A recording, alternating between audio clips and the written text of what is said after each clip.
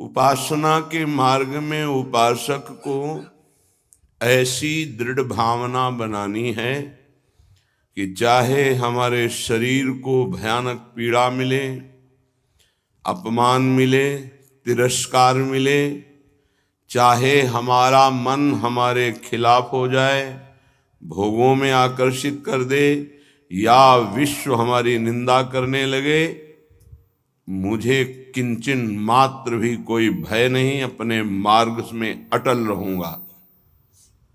ये शपथ पूर्वक मार्ग चलना चाहिए।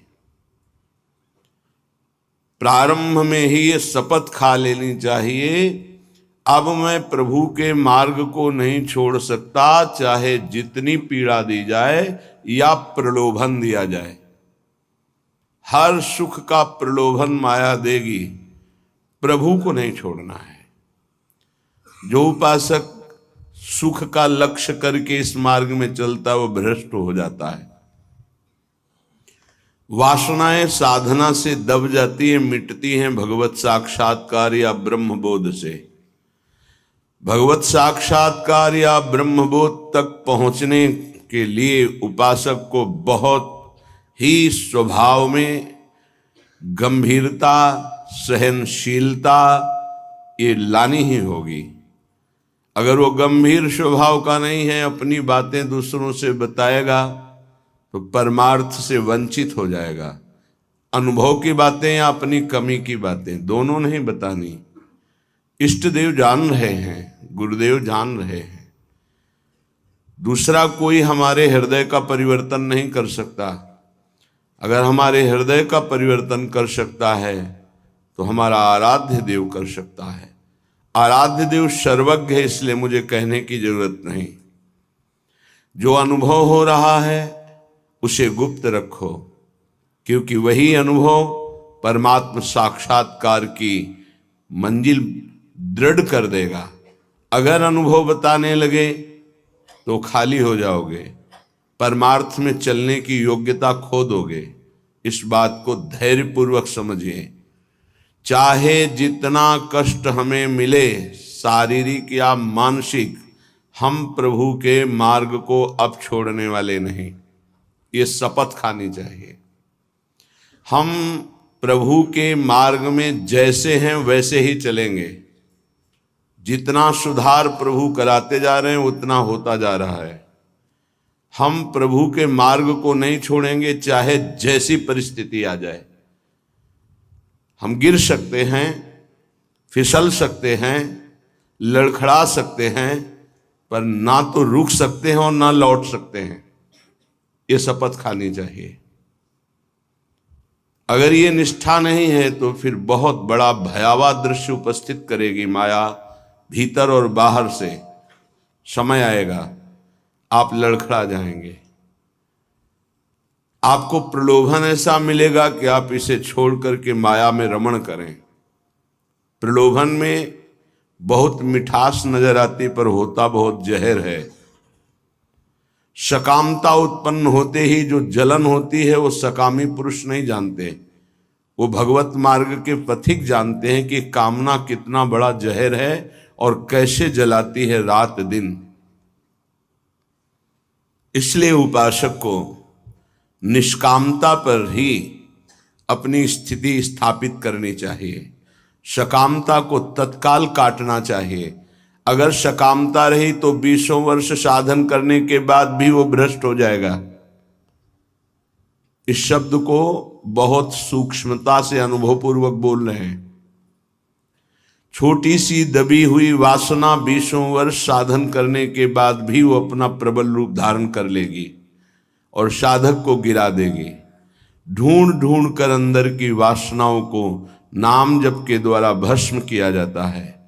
भजन के बल से उनका हृदय से पूर्ण अनादर करना होता है। अनादर ही उनका नाश है, आदर करना ही अपना नाश है। बस ये ध्यान रखना है। सकामता ही हमारा पतन है, निष्कामता ही हमारी स्थिति है। धैर्यपूर्वक सहन करना ही यात्रा है। सहन न कर पाना, टूट गए या प्रलोभन में आ गए तो इस मार्ग से गिर जाएंगे। देखो श्रीपाद प्रबोधानंद जी महाराज कैसी निष्ठा का वर्णन करते हैं, धाम की निष्ठा।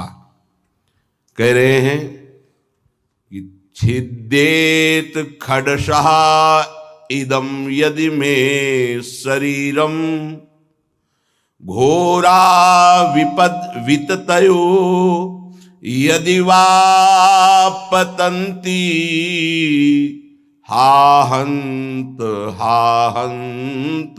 न तथापि भूयात् वृंदावनादितर तुच्छ पदे पिपाशा। बहुत उच्च कोटि की वृंदावन की निष्ठा है श्रीपाद प्रबोधानंद जी की। बलिहारी है इन महापुरुषों की कि इन्हीं के वचनों की जूठन पाकर अपने हृदय में कुछ निष्ठा आती है। नहीं तो ये शरीर राग हमें धाम निष्ठ, गुरु निष्ठ, नाम निष्ठ, भगवत निष्ठ ये नहीं होने देता। इस शरीर संबंध ही भगवत संबंध दृढ़ नहीं होने देता। अनंत जन्मों से हम भटक रहे इन्हीं शरीरों के संबंध में। ये पत्नी, ये पुत्र, ये पिता, ये माता, ये रिश्ते, ये नाते, ये सामग्री, ये भोग, ये बैंक बैलेंस, इसी का आश्रय लेकर हम भगवान से विमुख हो चुके हैं। कैसी अद्भुत निष्ठा। छिद्येत खडसा इदम यदि में शरीरम घोरा विपद विततयो यदि वा पतंती। यदि मेरे शरीर को पीड़ा पहुंचाई जाए वृंदावन में, अस्त्र शस्त्रों के द्वारा छेदन भेदन किया जाए, तो भी मैं कभी वृंदावन को नहीं छोड़ सकता। ये बात समझनी चाहिए। बहुत बड़ी उपलब्धि है, बहुत बड़ा सौभाग्य है यदि आपको यहां एक दिन भी वास करने को मिल जाए। फिर जिनको आजीवन वास मिल गया है तो दुर्भाग्य है कि वो प्रिया प्रीतम का चिंतन नहीं करते हैं, सत्संग नहीं सुनते, श्री जी की लीलाओं का गायन चिंतन नहीं करते, व्यर्थ में समय नष्ट करते हैं। दिव्य कृपा हो गई वृंदावन वास की, पर उसका लाभ नहीं ले पा रहे। वृंदावन बसिके इतनो बड़ो सयान, जुगल चरण के भजन बिन निमिष न दीजे जान। पलक झपकने के समय को निमिष कहते हैं। इतना भी समय प्रिया प्रीतम के भजन से अगर खाली गया तो हमारा दुर्भाग्य है, हानि है, विपत्ति है। अगर निरंतर हमारा स्मरण वृंदावन में चल रहा है तो वास्तविक तन मन के बन से ये अब वृंदावन वास हो रहा है। इसीलिए उपासकों से प्रार्थना करते हैं कि उठते बैठते चलते फिरते नाम जप करते रहो, प्रिया प्रीतम को मत भूलो। ये तुम्हारा बैंक बैलेंस तुम्हारे साथ नहीं जाएगा, ये तुम्हारी प्रवीणता संसार के व्यवहार की ये नहीं जाएगी, ये तुम्हारा शरीर सुख या संपत्ति सुख ये तुम्हें प्रियालाल से वंचित कर देगा। इसका भरोसा मत करो, ये मायाकृत है। भरोसा करो प्रभु का, भले सब कुछ बना रहे, उसका भरोसा मत करो। ये सब टिकाऊ नहीं है, परिवर्तनशील है। ये शरीर नाशवान है, इसको इतना प्यार मत करो कि प्रभु के प्यार का मार्ग ही छूट जाए। कैसा मंद बुद्धि हो जाती है उपासक की, कैसा विचार हो जाता है कि वो शरीर पोषण के लिए, इंद्रिय भोगों के लिए प्रभु को छोड़ देता है, धाम को छोड़ देता है। ऐसा है, वो धाम को छोड़ देता है, प्रभु को छोड़। एक विषय, एक इंद्रिय मन के साथ मिलकर ऐसी ठगाई की कि प्रभु से विमुख कर दिया, धाम से विमुख कर दिया, गुरु से विमुख कर दिया। तभी कहा शपथ पूर्वक इस मार्ग में चलना चाहिए। हम तो आए नहीं, हमें लाया गया है। यदि लाया गया है तो अब समझ में आया कि मेरे ऊपर कृपा हुई तो मैं शपथ खाता हूं कि अपने प्राण त्याग सकता हूं, लेकिन अपना मार्ग नहीं, पक्का। पर आजकल शपथ भी ऐसे ही खा ली जाती है, उसकी सत्यता, उसका निर्वाह करना बहुत कठिन हो जाता है। प्रतिज्ञा, शपथ, इस सब में खवाई जाती है। अगर किसी भी डिपार्टमेंट में है तो उसको शपथ खवाई जाती है। आप ये गुप्त बात कभी किसी को नहीं बताएंगे, आप ऐसे चलेंगे, आप राष्ट्र की रक्षा करेंगे, आप शपथ खाइए कि धर्म पूर्वक, सत्य पूर्वक अपने राष्ट्र के लिए प्राण समर्पित करेंगे। आप तो परमार्थ के प्रतीक हैं। अनंत ब्रह्मांडों के स्वामी के चरणारविंद के समीप परम पद प्राप्त करना है, तो आपको तो शपथ खानी ही होगी। क्यों? यदि शपथ पूर्वक नहीं चलोगे तो आपको माया भ्रष्ट कर देगी। शपथ पूर्वक चलने पर है कि गिरूंगा, लड़खड़ा जाऊंगा, लेकिन पैर से नहीं चल पाऊंगा, तो घसील के चलूंगा, लेकिन चलूंगा प्रभु की तरफ ही। अर्थात बिल्कुल योग्यता न रह जाने पर भी हम प्रभु के ही मार्ग में रहेंगे। हमको प्रभु से अब कोई अलग नहीं कर सकता। ये निश्चय करो, इसमें बहुत बड़ी सामर्थ्य है। यदि हम परमार्थ को स्वीकार किया है, चाहे गृहस्थ में हो चाहे विरक्त में हो, अब चाहे हमारे शरीर को काट दिया जाए तो भी अंतिम समय हम राधा ही बोलेंगे। हमारे जीवन का उद्देश्य प्रभु ही है।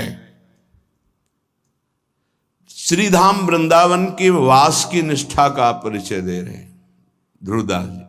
खंड खंड होए जाए तन, अंग अंग सत टूक, वृंदावन नहीं छाड़ियो, छाड़ी वो है बड़ी चूक।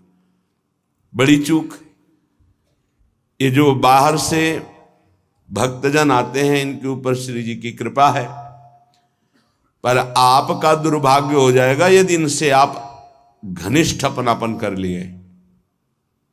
घनिष्ठ संबंध श्री जी से और श्री जी के संबंध से इनसे संबंध, डायरेक्ट हमारा कोई संबंध नहीं होना चाहिए। श्री जी के नाते से है, श्री जी के संबंध से है। एक बहुत अच्छे ब्रजरज सेवी महात्मा, इसी संबंध में चूक हो गई। कुछ लोग बाहर से आए, ऐसा कभी किसी को नहीं करना चाहिए। बाहर से आने वालों को, उनके 500 शुगर थी। बहुत अच्छे ब्रजरज सेवी और सरल स्वभाव संतों का हो जाता है, क्योंकि हमारी स्वामिनी का स्वभाव है अत्यंत दयालु, करुणामय, सहज, सरल। किन्हीं किन्हीं संतों का बाहरी स्वभाव नारियल की तरह होता है। नारियल ऊपर से कठोर होता है, वो अंदर से देखो तो बहुत मिठास वाली गरी होगी, उसमें मीठा जल होगा, और बाहर से कठोर रहता है, नीरस रहता है। ये स्वभाव होना ही चाहिए। निर्विकार परम पद की प्राप्ति के लिए हर साधक का स्वभाव इस नारियल की तरह होना चाहिए। बाहर से नीरस, जटिल, कठोर, अंदर से सुकोमल। अगर बाहर से सुकोमल हो गए तो मारे जाओगे, इस मार्ग में मारे जाओगे।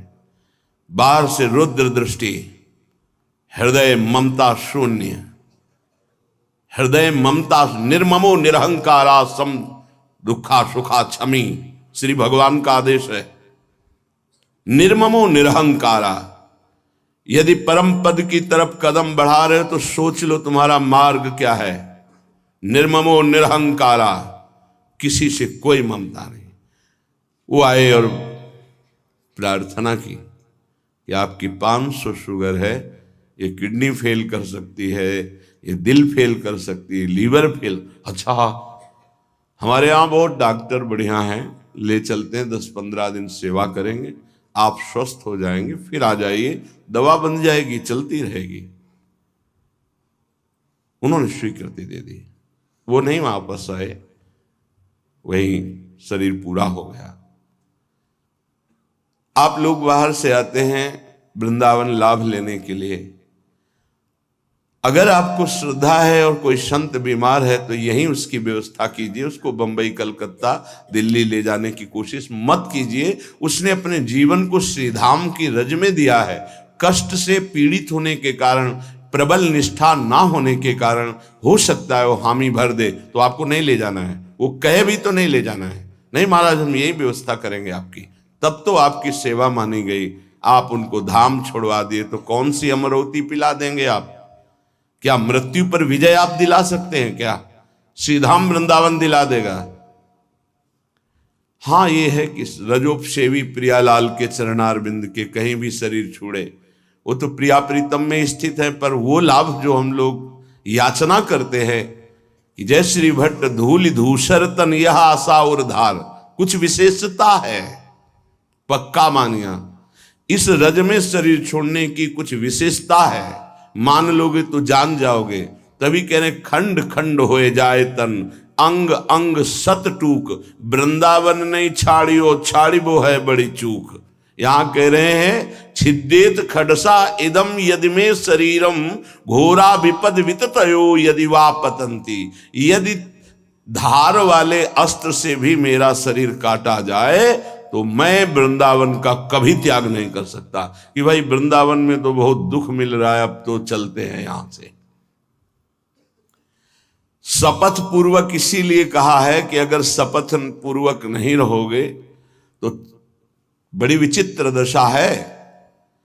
हमारा धाम और धामी श्यामा श्याम बड़े कृपालु हैं, यदि आप जाना चाहते हो रोकेंगे नहीं, और नहीं जाना चाहते हो तो कभी जाना नहीं पड़ेगा, किसी भी कार्य के लिए नहीं जाना पड़ेगा। ये अपने अनुभव की बात कह रहा हूं, किसी भी कार्य के लिए नहीं जाना। और आपने निश्चय किया है कि बाहर जाकर ही हमारा काम चलेगा, तो पक्का बिना बाहर जाए आपका काम ही नहीं चल सकता। और आपने निश्चय किया है कि श्रीधाम वृंदावन नहीं छोड़ूंगा चाहे मर जाऊं, तो हर व्यवस्था जो तुम बाहर से नहीं कर सकते घर बैठे हो जाएगी, क्योंकि स्वामी जी के चरणों में स्वयं अनंत लोकों की सिद्धियां लुटती रहती है। विश्वास, धैर्य, सहनशीलता ये चाहिए इस मार्ग में। अगर सहनशील नहीं हो, विश्वास नहीं है, तो फिर आप टूट जाओगे, कितना कष्ट सहूं। आपको विश्वास दिलाते हैं इस स्थान का विशेष प्रभाव है धाम का, कि यहां विशेष कष्ट प्रभावित नहीं कर पाता। कलह कलेश न व्यापह ईठा इठौर विश्व ते न्यारी। यहां कष्ट भी आएगा तो बहुत सीमित रूप रख कर आएगा, वही बाहर जब आपके ऊपर प्रभाव डालेगा तो बड़ा भारी दुख होगा। प्रारब्ध भी आएगा तो शासित होकर आएगा प्रियाजू से, वो स्वतंत्र रूप से आक्रमण नहीं कर पाएगा, बाहर स्वतंत्र रूप से आक्रमण कर देगा। यदि घोर घोर विपत्तियां आकर हमको घेर ले तो भी हम वृंदावन नहीं छोड़ेंगे। ये शपथ पूर्वक रहना चाहिए। घोर विपद विततयो यदि वा पतंती, घोर विपत्ति आ जाए तो भी मैं अपनी निष्ठा से नहीं गिरूंगा, काट डाला जाऊं तो भी, घोर विपत्तियां दुख आ जाए तो भी मैं श्रीधाम वृंदावन को नहीं छोड़ने वाला। हा हंत हंत न तथापि भूयाद वृंदावनादितर तुच्छ पदे पिपाशा। हाय हाय, श्रीपाद कह रहे हाय हाय, जो वृंदावन का वास मिला और उसे छोड़ करके किसी भी लाभ के लिए बाहर जाते हैं तो हाय हाय। हरिराम व्यास जी ने एक पद में लिखा है, इतनी बड़ी कृपा हो गई और इसके बाद भी तुम वृंदावन का आश्रय वास का प्रभाव न जानने के कारण अन्य आश्रय लेते हो, अन्य सहारा लेते हो और यहां छोड़ कर जाते हो, तो मानो अपने सर पर पादुका चला रहे हो। अच्छा, स्वयं पतित पत्रकाण्यमृतवत् सुधा भक्षयन् तृषाह मिहिर नंदिनी शुचि पयोंजलि भी पिबन कदा मधुर राधिका रमण रास केली स्थली बिलोक्य रसमग्न धीर दिवसामि वृंदावनम। ये प्रायः तैयारी की जाती है ध्यान रखना। जैसे किसी को आर्मी में जाना है तो दौड़ भाग ये सब, पहलवानी करना है तो दंड बैठक खान पान और युद्ध की कलाएं, कुश्ती की कलाएं सीखता है। ऐसे ही हम भगवत मार्ग में चल रहे हैं तो हमें पुष्ट भी होना है और युक्तियां भी सीखनी कि शत्रु को कैसे पराजित करना है, क्योंकि हमारे शत्रु अंतर में बैठे हुए हैं। हमारा एक भी शत्रु बाहर नहीं होना चाहिए, किसी से राग द्वेष नहीं, अंदर की वृत्ति से हमारी दुश्मनी है जो भगवत विमुख करने वाली है, उसको पछाड़ना है। तो कह रहे स्वयं पतित पत्रकाण्यमृत वत क्षुधा भक्षयन। अगर वृंदावन में हमें भोजन नहीं मिला तो हम सूखे पत्ते खा करके यहां अमृत के समान भोजन का भाव रख करके प्राण त्याग देंगे, लेकिन धाम नहीं छोड़ेंगे। सूखे पत्ते खा के कि मानो मैं अमृत पा रहा हूं, ऐसी भावना से, पर हम वृंदावन नहीं छोड़ सकते हैं। ये अपने लोगों ने अभ्यास किया, जानबूझ के अभ्यास किया है। ऐसी वृत्ति धारण की गई कि अगर हमको भोजन न मिले तो कई दिन तक हम भूखे रह सकते हैं, और हमारे भजन में विक्षेप नहीं पड़ना चाहिए, और उसका अभ्यास पूरे जीवन चलाया गया।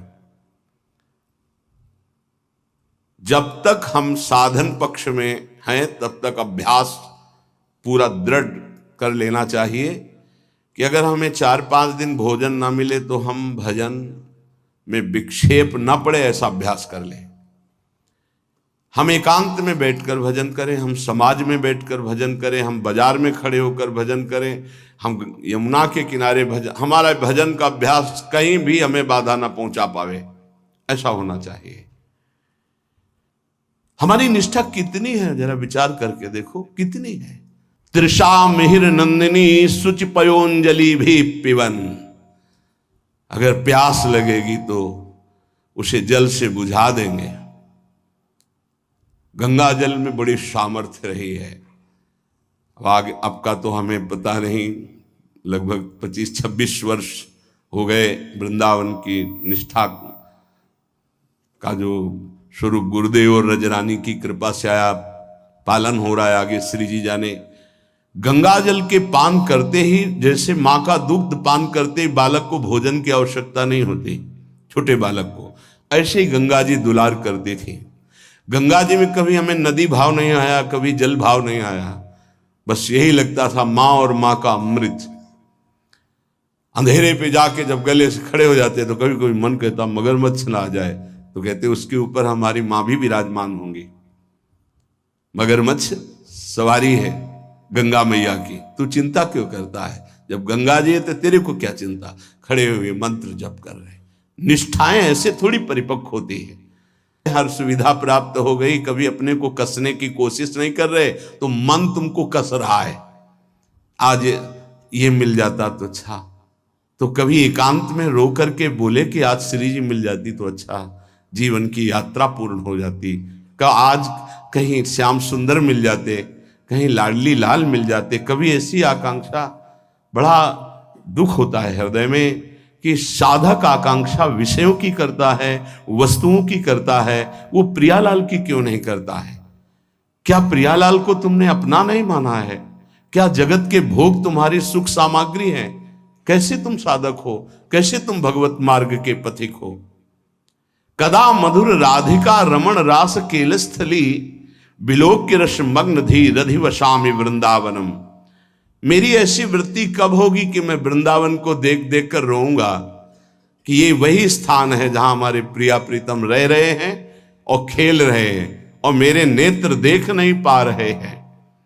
कब ऐसा वृंदावन कृपा करेगा कि मैं देख देख करके मगन हूं कि मेरे प्रिया प्रीतम कैसे रास कर रहे, मेरे प्रिया प्रीतम कैसे वन विहार कर रहे, मेरे प्रिया प्रीतम कैसे झूला झूल रहे, मेरे प्रिया प्रीतम कैसे जल विहार कर रहे, नौका विहार कर रहे।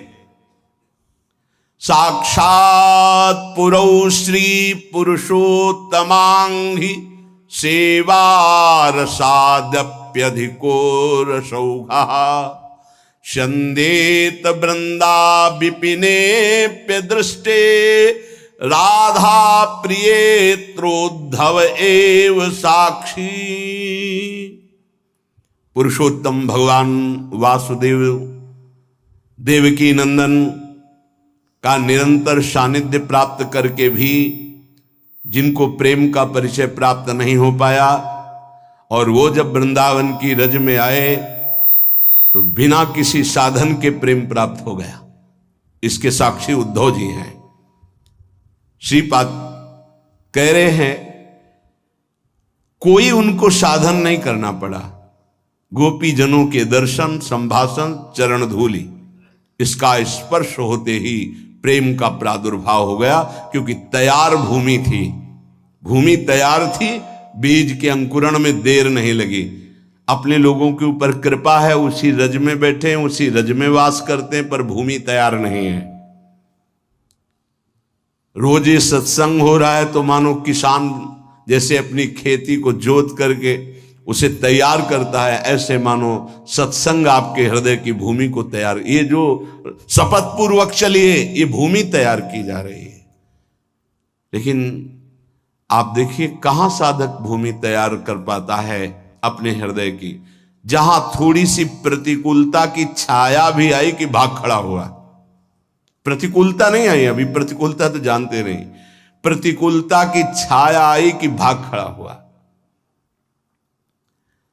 जो राधा प्रिय इस वृंदावन में वास स्वीकार करके रहने से रहता है, तो बिना किसी अन्य साधन के उसके हृदय में प्रेम प्रवाहित हो जाता है। इस बात के साक्षी हैं उद्धव जी, कोई साधन नहीं हुआ। जब वृंदावन आए तो इस रज की कृपा से ऐसे महाप्रेमी हुए। भगवान की कृपा से आज भी गिरिराज जी की तलहटी में वो अव्यक्त रूप से विराजमान रहते, कभी तलहटी नहीं छोड़ते। प्रकट में बद्री बन गए, लेकिन अप्रकट में यहीं रहते हैं गिरिराज जी की तलहटी में। उद्धव कुंड परिक्रमा मार्ग में मिलता है, उसी क्षेत्र में श्री उद्धव जी महाराज विराजमान रहते हैं। हमारे हृदय में यह अनुभव होना चाहिए कि हमारे ऊपर प्रभु की विशेष कृपा है। बस उस कृपा का अवगाहन, कभी दिव्यता की तरफ सोचिए। अपनी इंद्रियां और मन ये पार्थिव भोगों की तरफ ही सोचता रहता है। कोई पार्थिव व्यक्ति अनुकूल हो जाए तो हम नाच पड़ते हैं। प्रियालाल तुम्हें प्यार कर रहे हैं, तुम्हें नहीं दिखाई दे रहा, तुम्हारी समझ में नहीं आ रहा कि तुम्हें श्यामा से हम प्यार कर रहे हैं, इतना प्यार कर रहे हैं। हम मांग कर रहे हैं पार्थिव व्यक्ति के प्यार की, कोई प्रगट में मनुष्य हमें प्यार करे। हम मांग कर रहे हैं इंद्रियों के भोगों की। सच्चिदानंद सुख देने के लिए हरि गुरु तैयार है, हमें वो नहीं चाहिए। यही दुर्भाग्य है हमारा। उपासक सावधान, बहुत जन्म भोग भोग चुके हो, बहुत जन्म तुम किसी न किसी के होते रहे हो। इस बार केवल श्री जी के इस शरीर को धरोहर की तरह हरि गुरु को समर्पित कर दो। ये आपकी वस्तु है, इस पर अब मेरा कोई अधिकार नहीं, तो हरि गुरु आपको समर्पित कर देंगे। लो, हमारा संपूर्ण वैभव आपका है। आप करके तो देखो, बड़ा सस्ता सौदा है। शरीर तो तुम माया में कितनी बार समर्पित कर चुके हो। एक बार मायाधीश प्रभु श्री जुगल सरकार को अपना जीवन समर्पित करके तो देखो।